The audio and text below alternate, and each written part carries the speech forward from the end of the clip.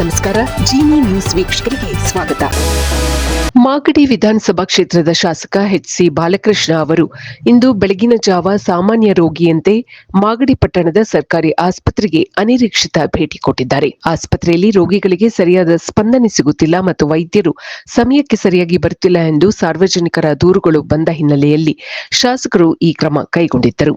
ತಮ್ಮ ಗುರುತು ಸಿಗದಂತೆ ಮುಖಕ್ಕೆ ಮಾಸ್ಕ್ ಮತ್ತು ಸಾಮಾನ್ಯ ಉಡುಪು ಧರಿಸಿ ಆಸ್ಪತ್ರೆಗೆ ಆಗಮಿಸಿದ ಅವರು ರೋಗಿಗಳ ಸಾಲಿನಲ್ಲಿ ನಿಂತು ವ್ಯವಸ್ಥೆಯನ್ನು ಗಮನಿಸಿದರು. ನಿಗದಿಪಡಿಸಿದ ಸಮಯವಾದರೂ ಕೆಲವು ವೈದ್ಯರು ಮತ್ತು ನರ್ಸ್ಗಳು ಕರ್ತವ್ಯಕ್ಕೆ ಹಾಜರಾಗಿರಲಿಲ್ಲ. ಆಸ್ಪತ್ರೆಯ ಸ್ವಚ್ಛತೆ ಮತ್ತು ರೋಗಿಗಳಿಗೆ ನೀಡಲಾಗುವ ಸೌಲಭ್ಯಗಳ ಕೊರತೆಯನ್ನು ಕೂಡ ಶಾಸಕರು ಖುದ್ದಾಗಿ ವೀಕ್ಷಿಸಿದರು. ಶಾಸಕರೆಂದು ಗೊತ್ತಾದ ನಂತರ ರೋಗಿಗಳು ತಮ್ಮ ಅಹವಾಲುಗಳನ್ನು ಶಾಸಕರ ಮುಂದೆ ಹೇಳಿಕೊಂಡರು.